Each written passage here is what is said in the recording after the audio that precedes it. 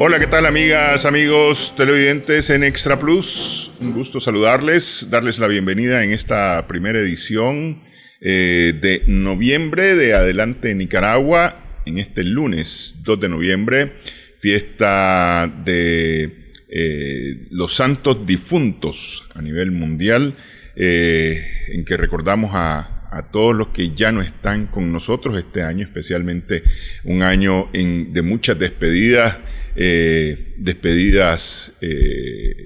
no esperaban realizarse a causa del coronavirus, pero aquí estamos y seguimos ahora, además ante la amenaza de ETA, el huracán que se ha formado en el Caribe en las últimas horas y que podría estar entrando al territorio nacional entre el martes y el miércoles, según el último reporte que había yo leído de la Administración Atmosférica y Oceanográfica de los Estados Unidos, la NOAA.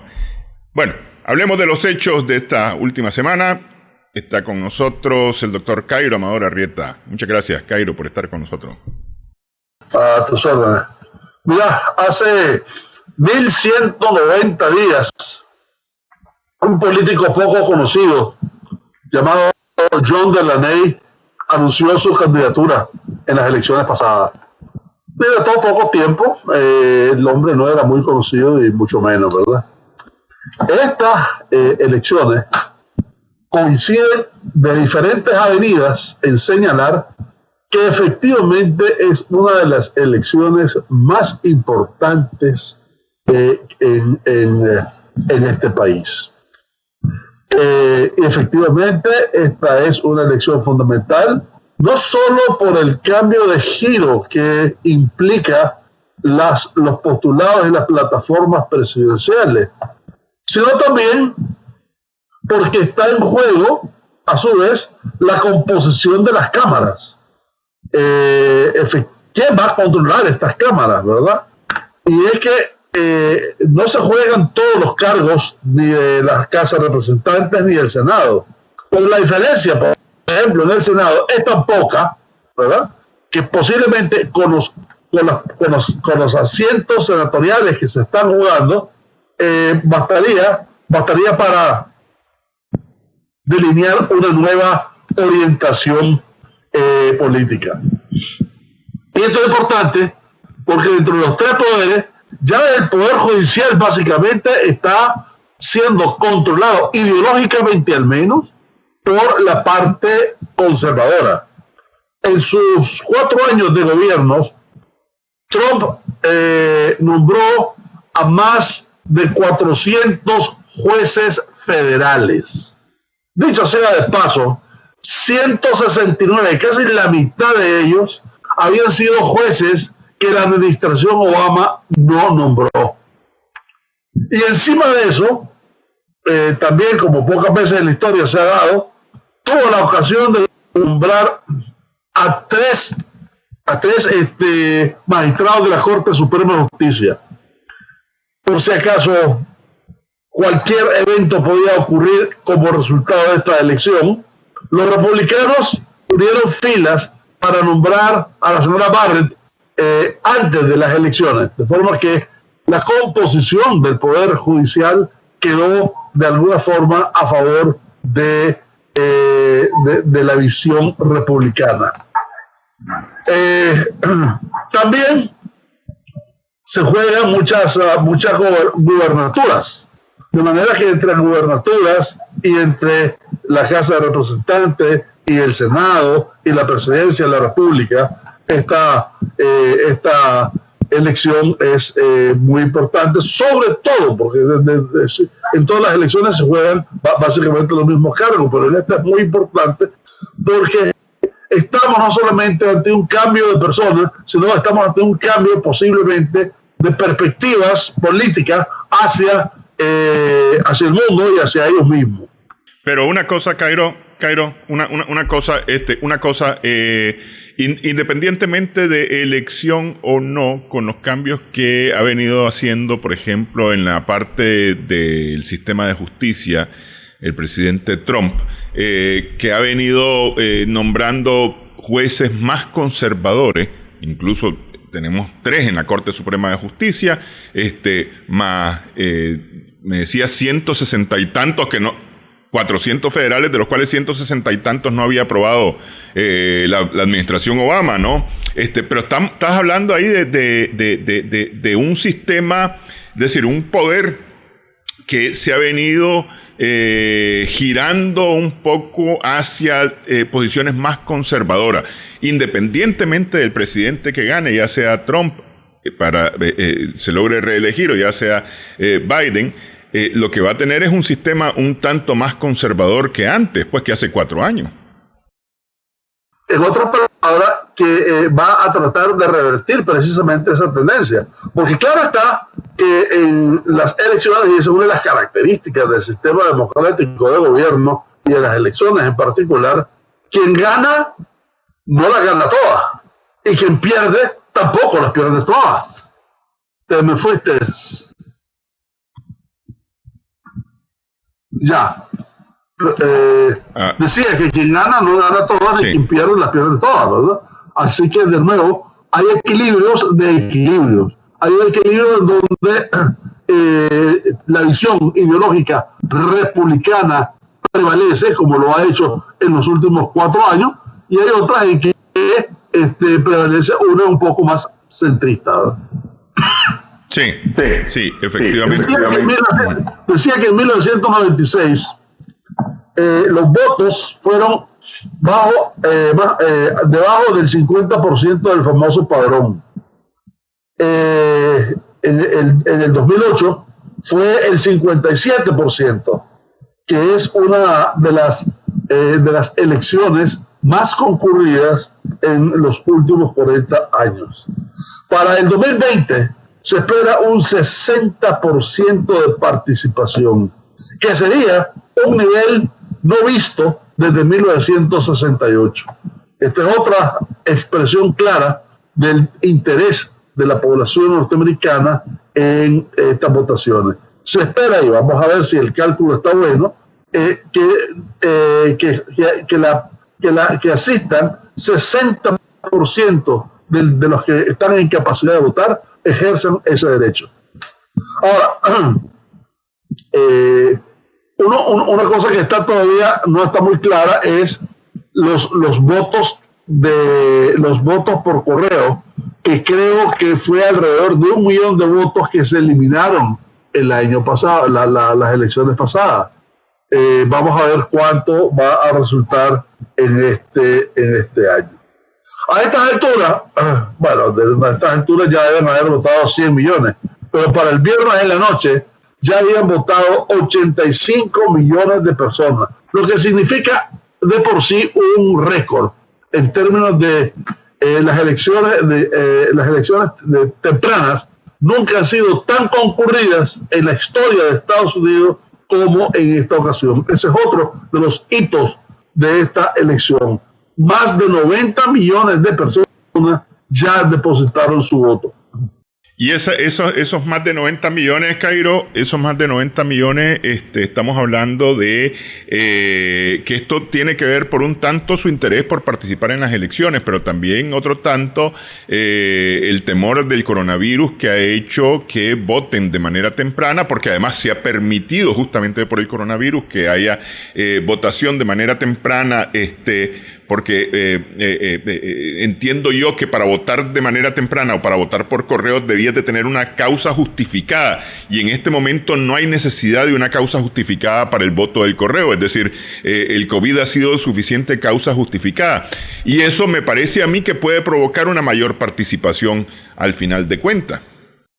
Claro, es más, hasta la semana pasada ya había un 61% más de votos registrados por correo de lo que hubo en el 2016. Estás hablando de casi el doble, ¿verdad? O un poquito más del doble. Y cuidado que este 61% se va adelante. Ahora, ¿cuáles son estructuralmente hablando los peligros? Más tarde vamos a ver las opciones ante las eventualidades que puedan haber. Pero ahorita veamos el problema de forma institucional. Si Trump replica, y te cuento, hay muchos que piensan que efectivamente va a replicar lo que hizo en las elecciones pasadas, que de repente surgió como el Fénix y le ganó a 17 republicanos y después ganó la presidencia. Si replica lo que hizo en el 2016, alrededor, no tanto del voto popular, sino de los votos del colegio electoral, posiblemente, si esto es así, va a ser así con una mayor cantidad de voto popular por parte de Biden. Es decir, si la diferencia de votos populares en las elecciones pasadas fue de 2.9 millones a favor de doña Hillary Clinton, aquí perfectamente puedes hablar del doble. O sea, aproximadamente de 5 a 6 millones de votos populares encima de lo que va a tener Trump, pero con un Trump que tenga mayor votos en el colegio electoral. Siendo así, y hay unas posibilidades de que así sea, esto lo que va a hacer es abrir claramente para los meses y las elecciones posteriores el problema que desde hace rato se está viendo en el sistema democrático de gobierno de los Estados Unidos, que es el rol del colegio electoral. Porque en un momento determinado, si tenés 6 millones de votos populares más y aún así perdés, algo está malo en algún lado. Y de ser así, evidentemente las reglas ya están puestas y Trump ganaría en ese sentido, pero se abre a nivel nacional la discusión sobre el sistema electoral. Y no solamente eso, sino que seguramente va a despertar toda una serie de animadversión y posiblemente actos de repudio si es que ese esquema funciona así. Un tema sobre el que pocos quieren hablar o pocos quieren tocar, porque la verdad es que se considera un sistema bastante completo, este sistema electoral de los Estados Unidos, y yo he leído algunos artículos referidos a la forma del sistema, y todos concluyen en que hacer reformas a este sistema en este momento no está en la previsión política de ninguno de los dos partidos, ni el republicano ni el demócrata, porque evidentemente cualquier reforma tiene que pasar por el legislativo, que es total y absolutamente dominado por estos dos partidos, ¿no? Así que, no sé, tendría que suceder algo extraordinario como esto que estás mencionando ahorita, Cairo, para que pueda ocurrir de esa manera o pueda pensarse siquiera en reformar este tema. Hagamos una pausa, continuamos hablando de esto. También tenemos pendiente hablar un tanto de lo que ha ocurrido en Francia, las repercusiones de los últimos hechos en Francia. Regresamos en breve con el doctor Cairo Amador Arrieta.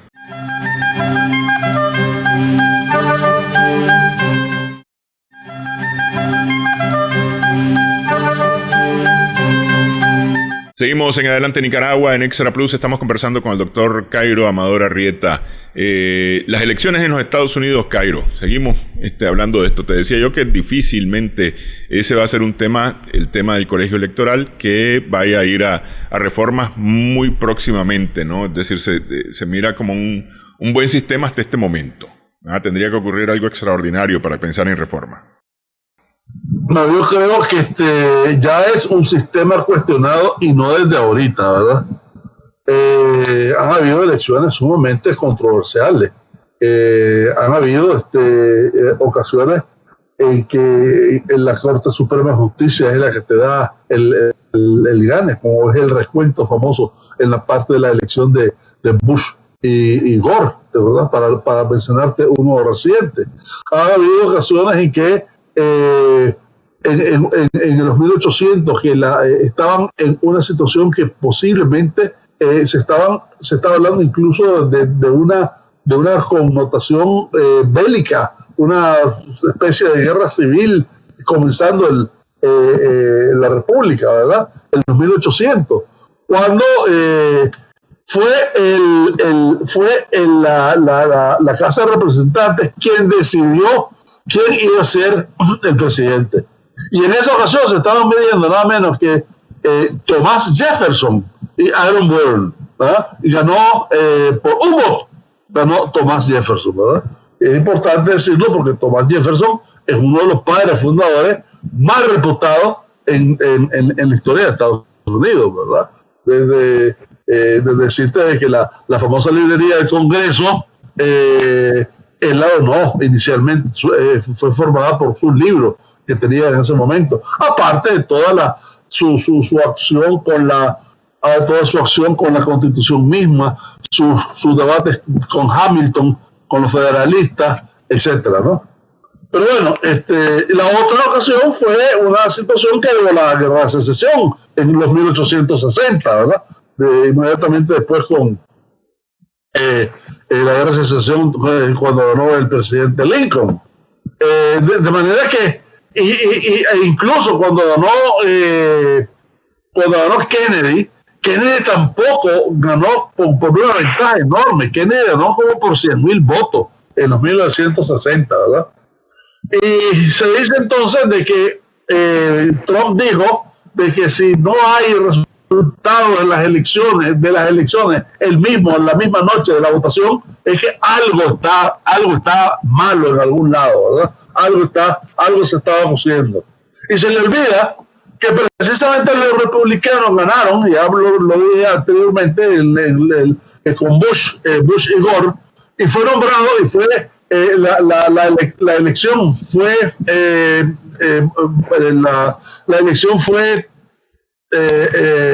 fue dicha, la sentencia, hasta el 12 de diciembre y no hubo ningún aspaviento, no hubo ningún conflicto, no hubo ningún movimiento social, ni mucho menos, porque los dos candidatos, y este no es el caso, desde el inicio dijeron de que, como todos los candidatos en todas las otras elecciones, se sujetan al resultado final de las elecciones. Trump comenzó a hablar, por un lado, de la posibilidad de no reconocer las elecciones.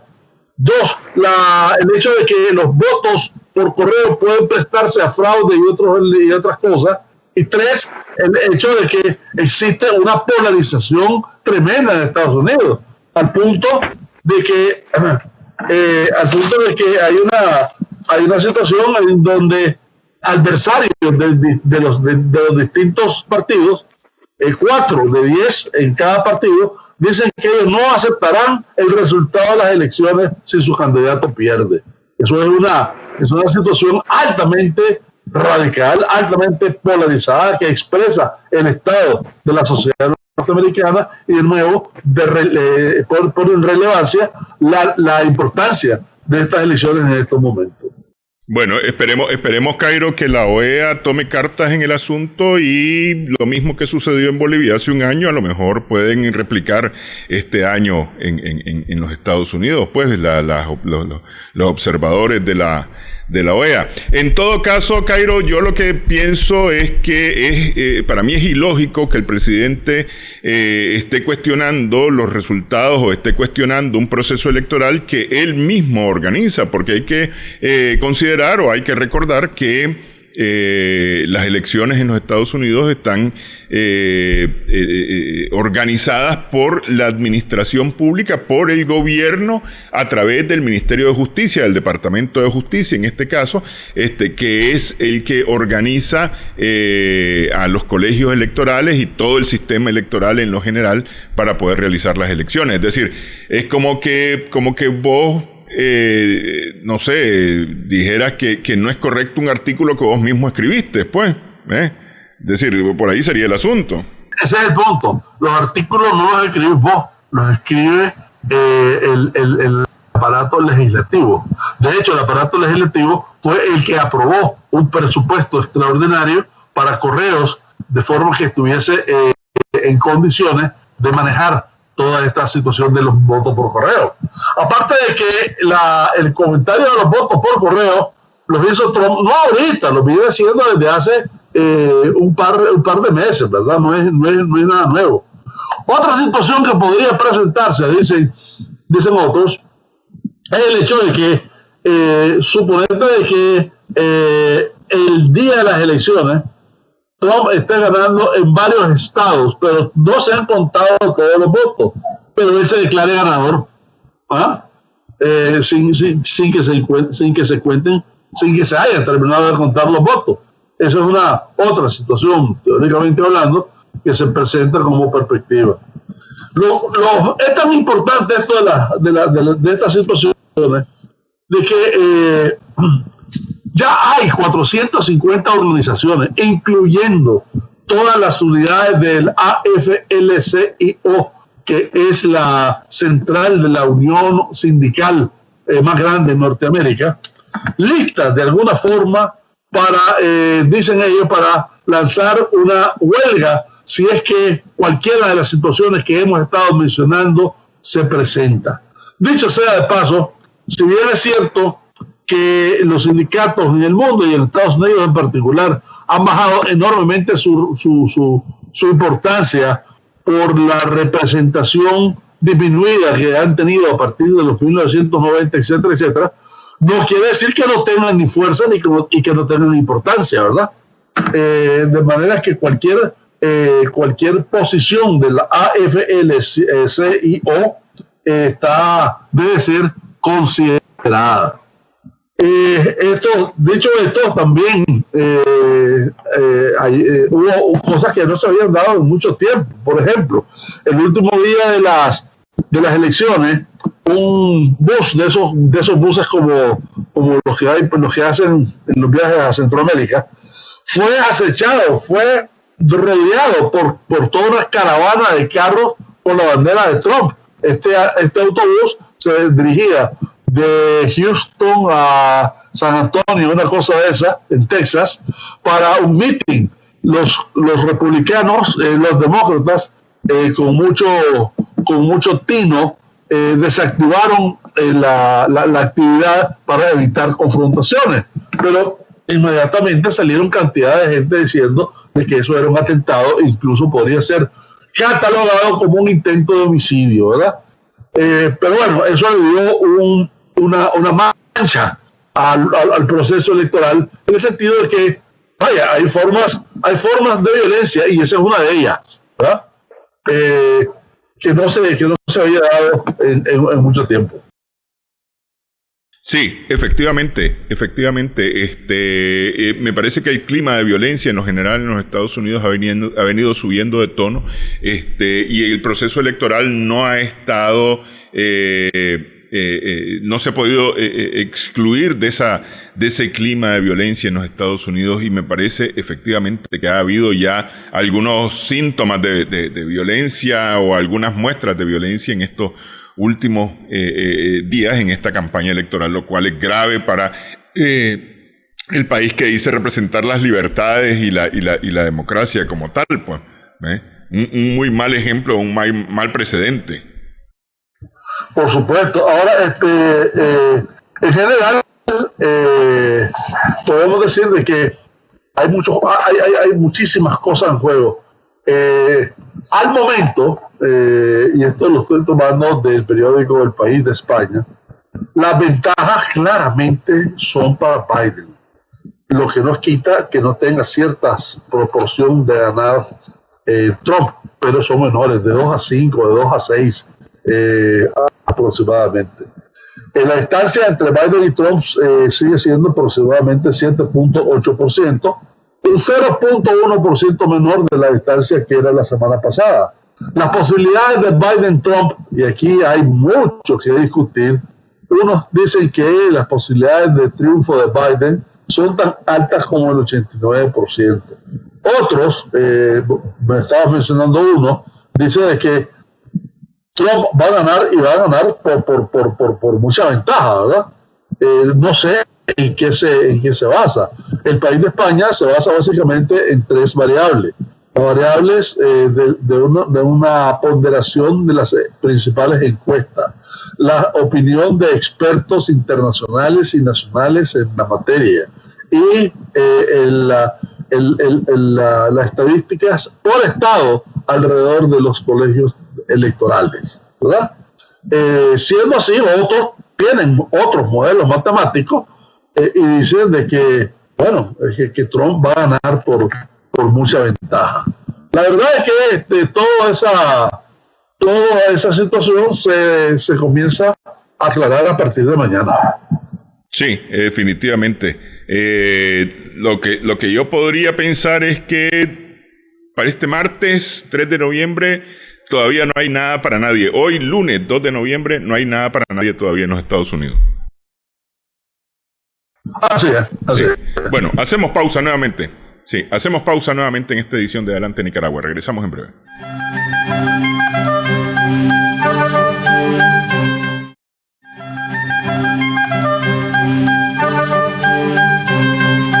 Seguimos en esta edición de Adelante Nicaragua en Extra Plus.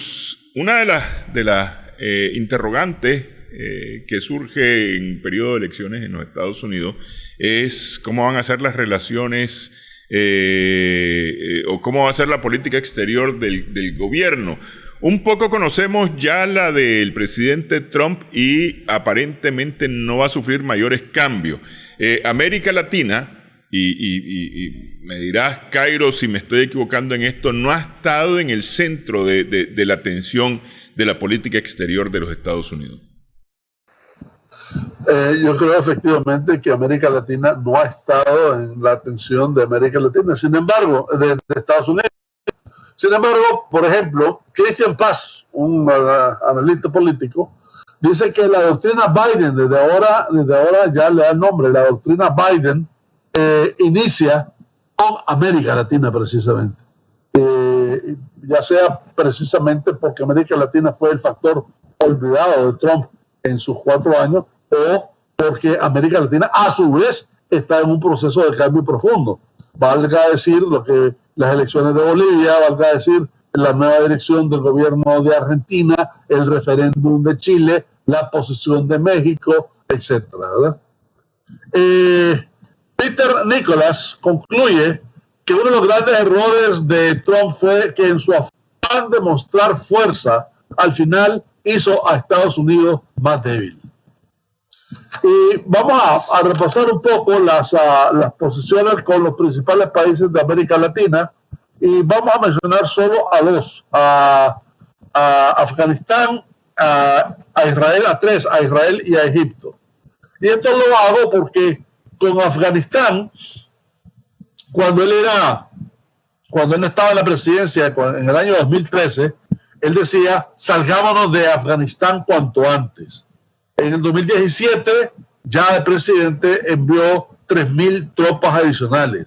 Y ese mismo año, para que nos recordemos, fue que lanzó sobre las cuevas de Tora Tora la bomba de mayor poder, salvo las nucleares, que haya sido explotada en el mundo, lo que se llamó la bomba madre, que evidentemente causó centenas de civiles muertos.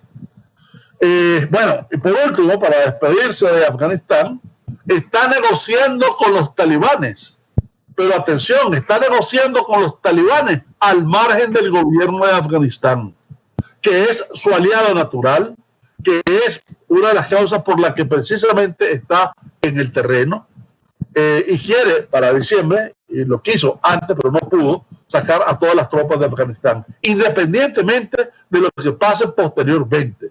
Y ahí estamos hablando de nuevo de una confrontación que ya lleva 19 años, que además ha tenido cantidad de bajas por parte de la población civil y del ejército de Afganistán y de los talibanes, y que al momento 60% de ese territorio, 40% lo tiene básicamente los talibanes, con influencia sobre el 65% del territorio. Es decir, después de 19 años sale Estados Unidos o va a salir de Estados Unidos de esta guerra con dos características importantes. Una, dejando a sus aliados atrás como de costumbre, y dos, en una situación en que sale más bien como perdedor que como ganador. Uh-huh. Lo otro es Israel. El famoso gran pacto que va a salvar la situación de Palestina, judía, etcétera, que data desde la mera existencia del Estado judío en 1948, esta negociación encabezada, dirigida, fomentada y negociada por Jared Kushner, que es el yerno, ¿verdad?, judío de paso, se hizo con gran fanfarria, con gran despliegue de ser la solución final. Y obviamente se hizo en los momentos en que aparentemente le iba a aportar un gran empuje a la reelección de Trump. No creo que esto haya sido así, pero sin embargo lo que quiero apuntar es que esa otra gran negociación se hizo al margen de una de las partes, que es el pueblo palestino, a quien ni siquiera tomó en cuenta. No solamente no tomó en cuenta, sino que en el afán de comprar su voluntad con $50 billones en 10 años, y al oponerse el presidente Abbas, comenzó a cortar la poca ayuda que efectivamente le daba a Palestina, dejando a Palestina totalmente marginada y excluida de una negociación en que se está jugando su propio destino.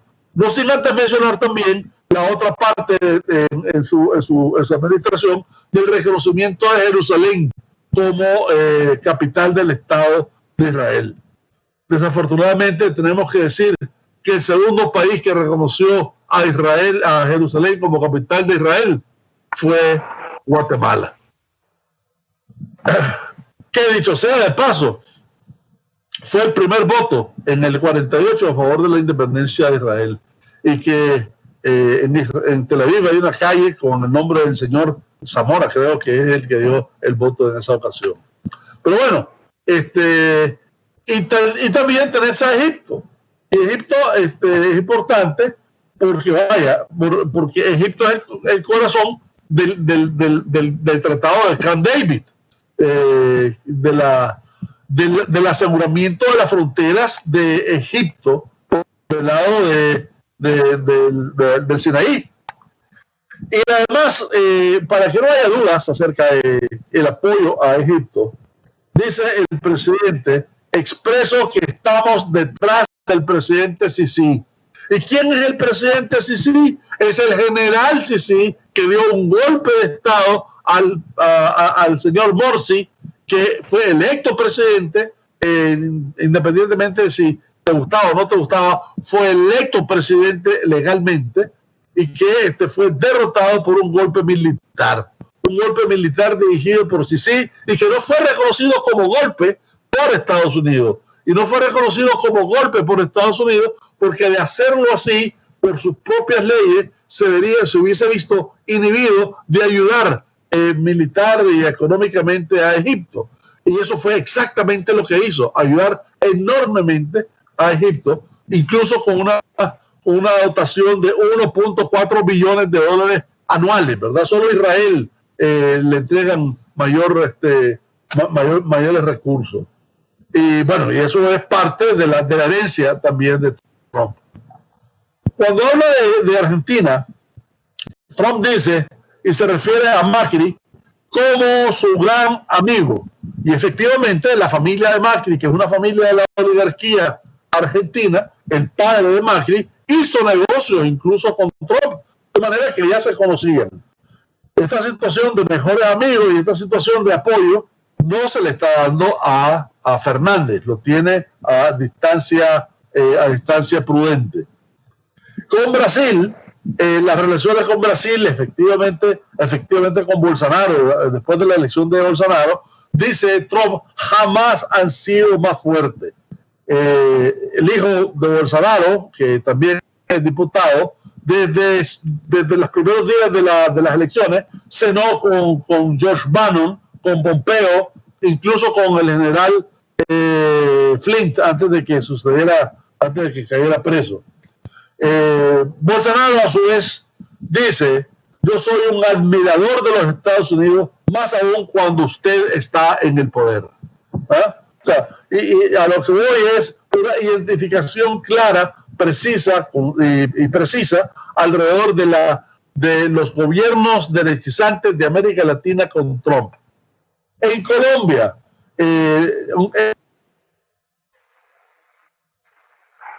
a la Casa Blanca, y básicamente a través de Colombia se incentivó todo un plan contra Venezuela, el famoso paso del alimento por Cúcuta, ¿te acuerdas? Donde se incendiaron los vagones, etcétera. Eso fue precisamente con todo el apoyo de Colombia. Colombia ha sido en la administración Trump una lanza dirigida en contra de Venezuela. Cuba, bueno, para contártelo, para hacerlo más corto, la administración Obama hizo según Trump, un pacto unilateral y patético con Cuba.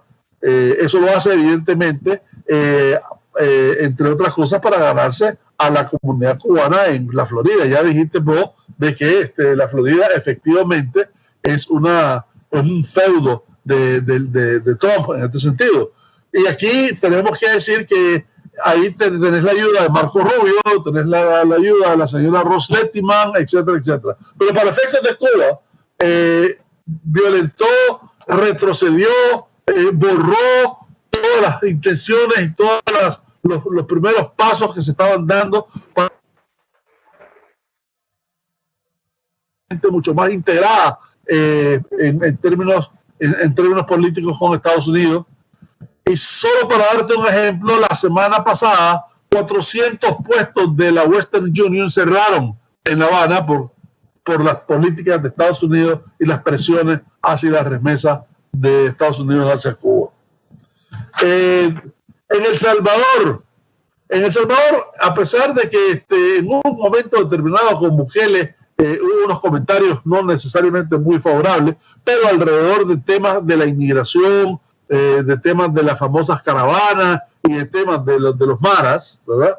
La verdad es que con El Salvador, con Bukele específicamente, las relaciones han sido bastante cordiales, al punto de que incluso la esposa, por mucho tiempo la esposa de Bukele, en situaciones de que miraba que estaba un tanto conflictivo El Salvador, se iba a residir precisamente a la Florida. Y en Haití, como en Honduras, en Guatemala, en El Salvador, hablando de la migración, sale aquella famosa frase del shithole countries, ¿verdad? De ¿qué tienen que venir a hacer aquí los haitianos? Dice, ¿verdad? Y los otros, los salvadoreños, los hondureños, etcétera, si esos vienen de países de sumideros, por decirte una traducción. Para decirlo bonito. Sí. Para decirlo bonito. De forma que, ahí está. De alguna manera ya te ves claro cuál ha sido la relación de Estados Unidos con México. De Estados Unidos con América Latina. México se ha capeado porque don Manuel López Obrador ha actuado con mucha cordura.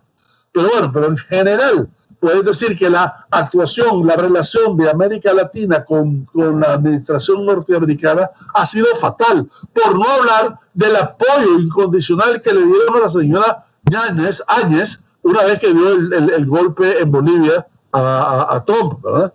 Ayudado, entre otras cosas, por el famoso reporte de la OEA. Por eso es que comencé hablando de que la doctrina Biden, como dice Christian Paz, entre otras cosas, va a tener como centro de toda esa política exterior América Latina. Bueno, habrá que ver. Como decíamos, no hay nada para nadie todavía este lunes. Vamos a ver cómo va el martes 3 de noviembre. Sí. El 79% de los republicanos apoyan a Trump, en tanto el 57% de la población en general consideran que su discurso ha sido equivocado. Bueno, en fin. Vamos, hacemos pausa, una última pausa en esta edición de Adelante Nicaragua, en esta conversación con el doctor Cairo Amador Arrieta.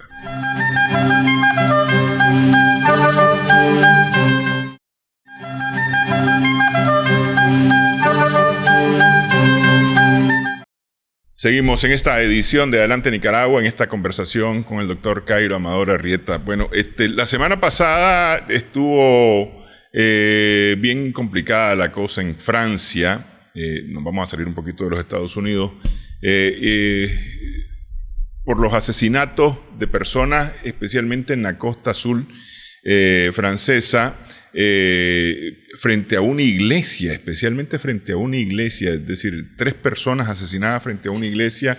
El hechor fue detenido, fue capturado por la policía, pero además, junto con esto, se develaron planes para las ciudades de Lyon, si no me equivoco, para París mismo, y no sé para qué otra ciudad. Había otra ciudad más que se me escapa en este momento, por lo que Francia decretó o se puso en alerta total antiterrorista la semana pasada.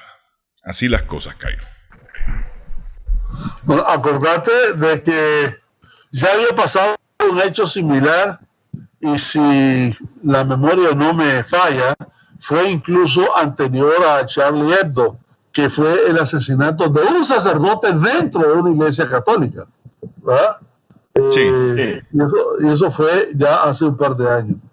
De nuevo, solo para ubicarnos en el contexto actual, todo esto comienza a desarrollarse a partir de una reforma que Macron está proponiendo, que ya va a ser ley, en el sentido de que el Islam en Francia debe estar alejado de las corrientes extremistas del yihadismo, y por otro lado debe de involucrar el Islam valores alrededor de la República Francesa, es decir, valores democráticos, de igualdad, de libertad de expresión, etcétera, etcétera.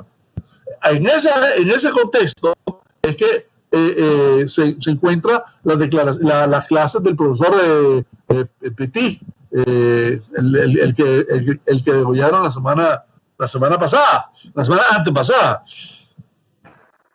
Y eso ha causado 3 cosas. Por un lado, unas grandes manifestaciones en diferentes países del mundo árabe.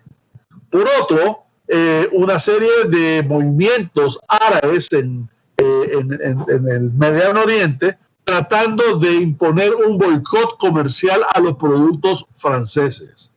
Y además de eso, en otra, una división clara alrededor de las posiciones del Medio Oriente con referencia al tema.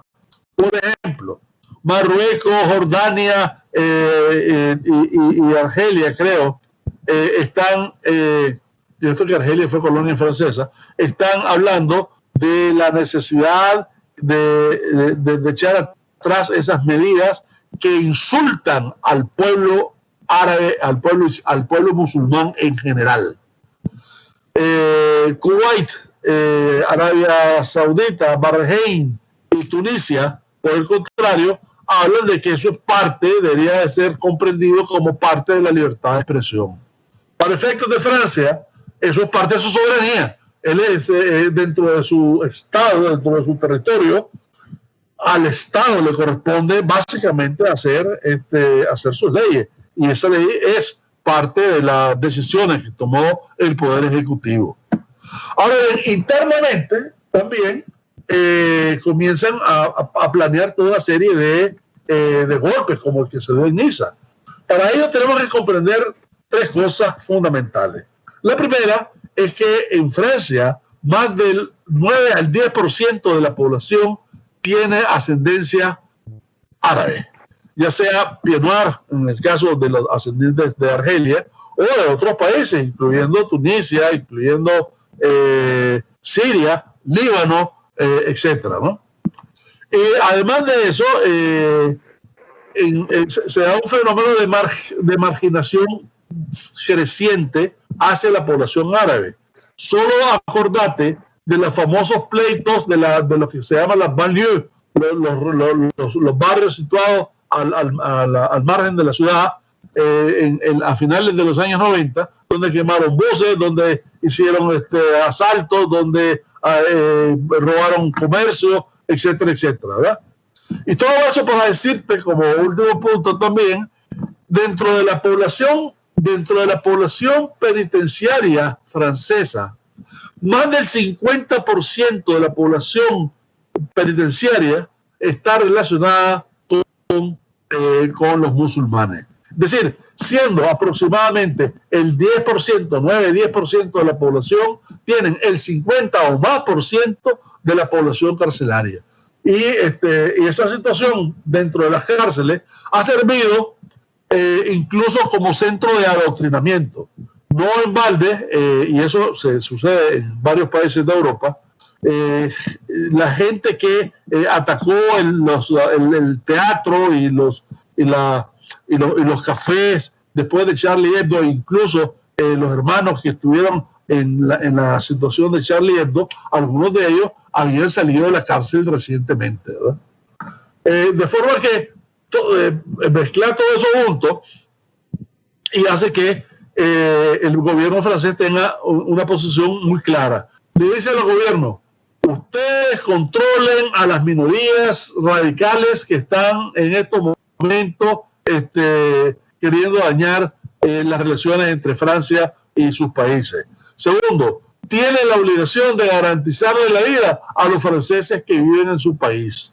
E internamente está organizando al grupo contraterrorista para terminar, para darle respuesta y desenchufar las amenazas terroristas, como fue el caso de Niza. Pero en resumen, la población francesa en este caso está apoyando a Macron, porque lo que de alguna manera se ha desarrollado como protesta contra el proyecto de ley, lo que hace es confirmar que ese proyecto de ley, en el sentido de que las corrientes yihadistas no tienen que estar mezcladas alrededor de las mezquitas en Francia a la hora de las oraciones de los viernes, etcétera, y que debe contener además valores republicanos, se confirma a efectos como necesidad social a efectos de la población francesa.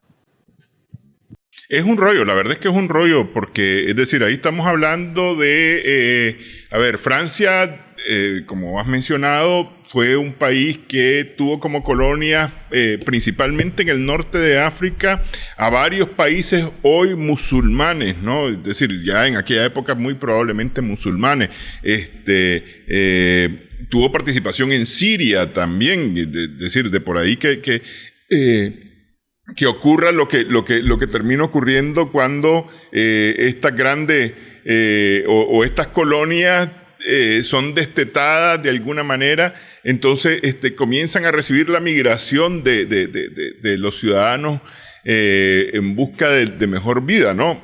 Y eso es lo que le ha venido ocurriendo a Francia, y le ocurre a otros varios países. Le ha ocurrido a España, le ha ocurrido a Portugal, a Italia mismo le ha venido ocurriendo, le ocurrió a Grecia en su momento, le ocurre a Estados Unidos hoy día, en fin. Pero aquí lo que se enfrenta es con un serio problema, además, en el que se suma la globalización y la posibilidad de mover gente de lo que fue el Estado Islámico. No solamente eso, sino que acordarte que gran parte de esto tiene que ver con el nacimiento mismo de estas naciones que vos estabas mencionando. Es parte del famoso tratado de Skid-Picot, que era un tratado entre los franceses y los ingleses, que dio lugar a Siria, que dio lugar a Irak, a Líbano, etcétera, ¿no? De manera que es mucho más profundo en términos históricos y en términos culturales ese tipo de relación, ¿verdad? Y además, indiscutiblemente, ese caso en otras circunstancias, en otros momentos, lo ha tenido Inglaterra también. Inglaterra, la cantidad de pakistaní que tiene en su territorio, la cantidad de indios es sumamente importante. De forma que también, no sé el porcentaje exacto ahorita en el caso de Inglaterra, pero por ahí va. Lo cierto es que Macron, en términos de su política interna, en términos de afianzarse su imagen ante su electorado, todo esto le ha ayudado. Sí. Bueno, habría que ver también, Cairo, porque ¿cuándo va a elecciones? ¿Cuáles son las próximas elecciones que le tocan a Francia? Creo que es el 21, a finales o el principio del 22, no sé si las presidenciales. Pero las presidenciales. Acaban de pasar, acordate que acaban de pasar las municipales, acaban de pasar parte de los diputados también, etcétera, en donde no le fue tan bien en el recuento, ¿verdad? Ahora, si te fijas, la señora Le Pen no ha dicho esta boca es mía, ni su movimiento tampoco. Es más, la extrema derecha en general en Europa, que es antimigrante por definición, no se han manifestado todavía. Sí, la verdad es que muy sospechoso silencio, de alguna manera, de estos grupos que serían los primeros en manifestarse. Claro. Sí. Ahora, mira las contradicciones que se dan. Te doy el caso de Malí, ¿verdad? Para comenzar, Malí comienza a descomponerse después de la muerte de Gaddafi con el regreso de la población tuareg que regresa a Malí. Y fíjate qué interesante ahorita, mirar qué es lo principal y qué es lo accesorio, que todavía yo estoy viendo por dónde anda la cosa, que hay un golpe de Estado, el mundo occidental y específicamente la Unión Europea se oponen a ese golpe de Estado, pero al mismo tiempo Francia tiene 4.500 tropas en Malí ayudando a derrotar a los yihadistas que están en Malí, que se están expandiendo hacia el Chad, hacia Burkina Faso, etcétera, ¿verdad? Incluso están conectados con el Boko Haram de Nigeria y con la gente de Somalia. Así las cosas, Estados Unidos tiene una posición que está dentro de ese paquete también, ayudándole en términos de inteligencia y demás a los franceses desde su base en Níger, que dicho sea de paso también está entrenando parte del ejército de Níger.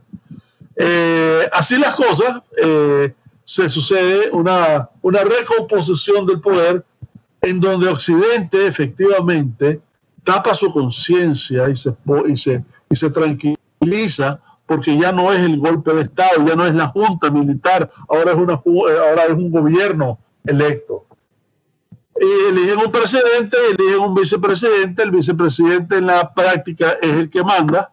¿Y quién es el vicepresidente? Era el que promovió el golpe. O sea, ahí lo que hicieron fue un retablo, ¿verdad? Hicieron un cuadro de pintura en donde lo único que estás haciendo es que el personaje que estaba adelante se ponga atrás, pero siga siendo parte de la película, ¿verdad? De manera que por hoy, la Unión Europea está exigiendo que sí se dé una forma democrática de gobierno, pero están ansiosos porque Malí acabe con el peligro de los yihadistas. ¿Y cuál de las dos cosas, en términos concretos, es lo que más le interesa a la Unión Europea? Básicamente, hoy por hoy, en términos estratégicos, le interesa que venzan al yihad, porque eso de alguna manera te soluciona parte del problema con otros países aledaños que son francófonos, como Burkina Faso, como la Côte d'Ivoire, etcétera, ¿verdad? Como Senegal, de manera que además estableciendo elementos de relativa paz en Malí y en los países circunvecinos, de alguna manera evitas también o le pones un dique a la famosa migración que va directo al Mediterráneo y del Mediterráneo a Europa.